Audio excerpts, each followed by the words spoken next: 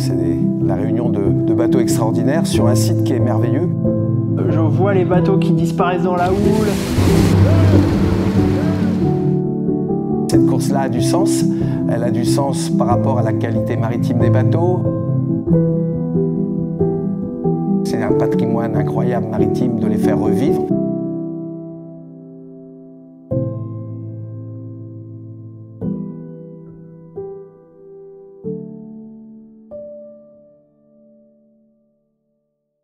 C'est une course de bateaux classiques, des bateaux qui ont pour certains plus de 100 ans. C'est la réunion de bateaux extraordinaires sur un site qui est merveilleux, un des plus beaux sites de la Bretagne, entre la rade de Brest et la baie de Douarnenez.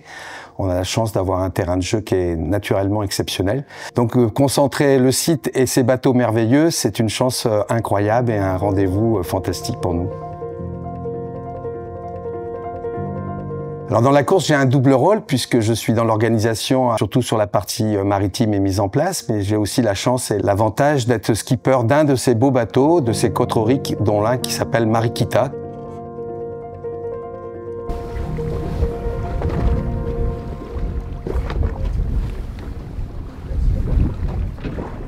Ouais, si, il va y avoir un peu de lumière. Ça peut le faire. À quelle heure? Alors ça, Joker. Là, tu vois, déjà à Saint-Mathieu, il y a de la lumière, normalement. Donc ça vient d'ouest. Donc cette année, je me suis dit que j'allais diversifier les choses et que du coup, j'allais plus orienter ça sur les images engagées, les images en mer, les images avec de l'humain dedans.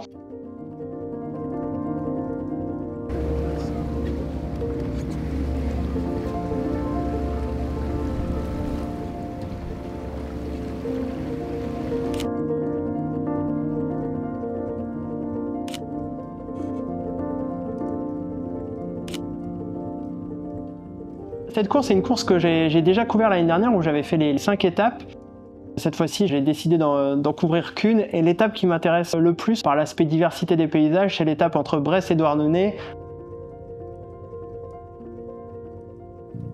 C'est la deuxième édition.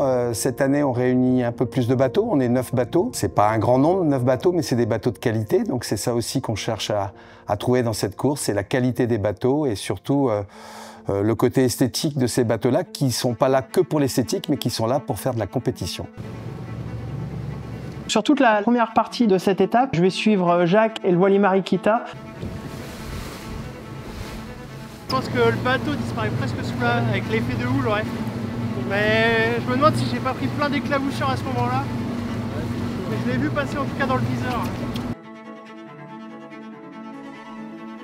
Je revois ce voilier face au phare du Minou et ça c'est une belle image que j'avais en tête et on voit le bateau qui s'enfonce dans les vagues avec la toute petite silhouette de Jacques à l'arrière du bateau et ça fait une belle image pour moi. Alors Mariquita, c'est un bateau d'exception, c'est un bateau anglais à l'origine, fait partie de la catégorie des 19 mètres jauge internationale, c'est quand même un bateau qui fait 36 mètres de long. Quand il a toute sa toile au vent portant, il a 1000 mètres carrés de toile, donc c'est un bateau très imposant. Beaucoup de monde à bord, on est 22 équipiers pour tirer parti de ce bateau magnifique. C'est une vraie cathédrale de voile sur des coques qui ont plus de 100 ans, donc des bateaux tout en bois. C'est vraiment un plaisir de pouvoir skipper ce bateau-là depuis maintenant pratiquement 4 ans.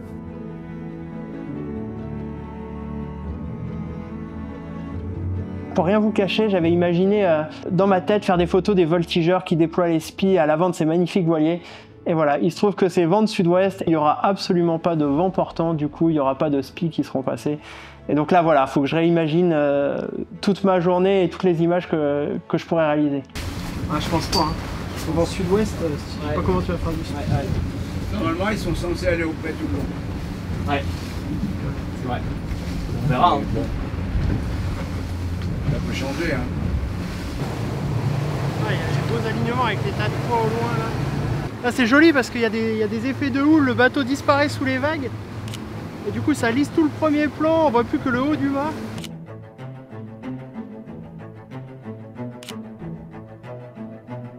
Ça c'est des images où on n'imagine pas toute la complexité qu'il y a à les réaliser. Le terrain de jeu entre la rade de Brest et la baie de Douarnenez, il y a plein d'obstacles. Effectivement, il y a des cailloux, il y a du courant. Là, c'était du courant portant, donc il faut aller chercher l'appui du courant. Il y a des effets de site aussi avec la baie de Camaret. Et puis ensuite, arriver effectivement sur le tas de pois, où on ne peut pas passer à l'intérieur des rochers, puisque c'est interdit, mais on a une porte juste au ras des tas de bois. Donc il faut aussi, comme on est au loup-voyage, contre le vent, il faut aller chercher le bord qui va nous permettre de passer au ras des cailloux, et souvent épaulé par le courant aussi. Donc c'est une concentration permanente du début jusqu'à la fin. Il y a une atmosphère particulière qui se dégage parce que le ciel est gris, la mer est grise, il y a des vagues. Et là arrive Moonbeam comme un fantôme qui sort presque de la brume. Il apparaît au milieu des tas de pois et je le vois qui sort. Et là je réalise une série d'images plus esthétiques où on arrive à voir le bateau qui est un peu malmené dans la houle.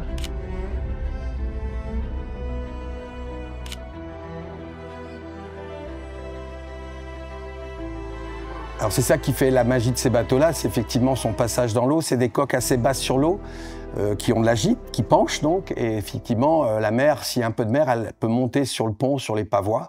Et il n'y a pas de filière, donc les équipiers sont obligés de se tenir sur le pont et n'ont pas de moyen de se rattraper par des filières. Par contre, le bateau est très esthétique parce qu'il est très épuré. Et voir ces 22 équipiers manœuvrer en même temps, c'est quelque chose d'assez magique. Il y a un moment, au large des tas de pois, la lumière va enfin percer, et alors là, c'est un moment d'excitation totale.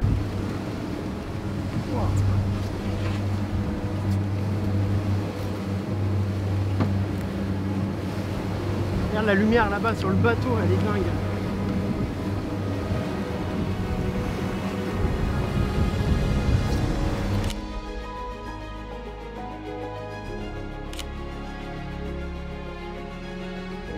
Il y a une position que j'appelle la position prière dans le bateau que j'utilise. En fait, je vais vraiment me mettre à ras de l'eau, à ras du bateau, à genoux pour être un minimum stable, de manière à écraser complètement les perspectives et voir les vagues qui passent devant le bateau et qui viennent cacher une partie du paysage. Ça fait des positions un peu bizarres quand on regarde ça de l'extérieur. En tout cas, moi, c'est la position la plus stable, la plus confortable, qui me permet d'avoir le meilleur rendu.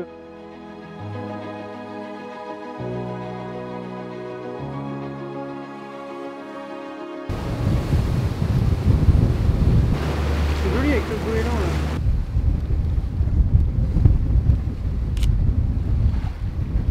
On se rapproche de Penduic. Cette fois-ci, j'arrive à le voir disparaître avec les tas de pois en arrière-plan et la lumière qui arrive. Et ça, c'est une des images marquantes de ma journée. Je vois juste les petites têtes des skippers sur ce voilier.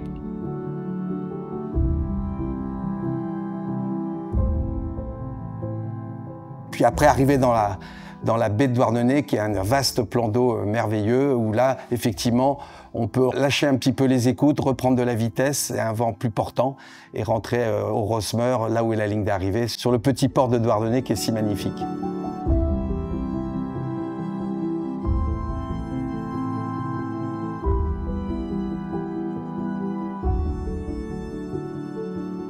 Ouais, c'est dans la boîte, ça.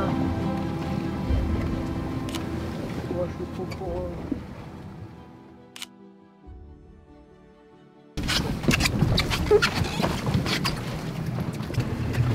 Ah, c'est beau, j'aimerais tout faire.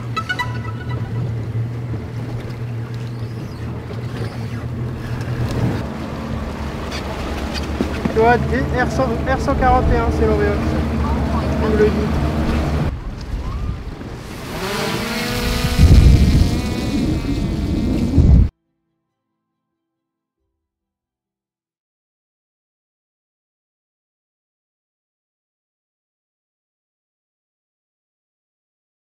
Un tout petit peu avant la ligne, je vais appeler la base de l'Envéoc pour avoir l'autorisation de décoller en drone. Et une fois cette autorisation obtenue, ça me permet d'avoir des choses graphiques où je passe au-dessus du voilier et je vois son ombre, on dirait un papillon qui déploie ses ailes vu du ciel. C'est des photos artistiques avec les voiles qui sont blanches et qui ressortent parfaitement au soleil.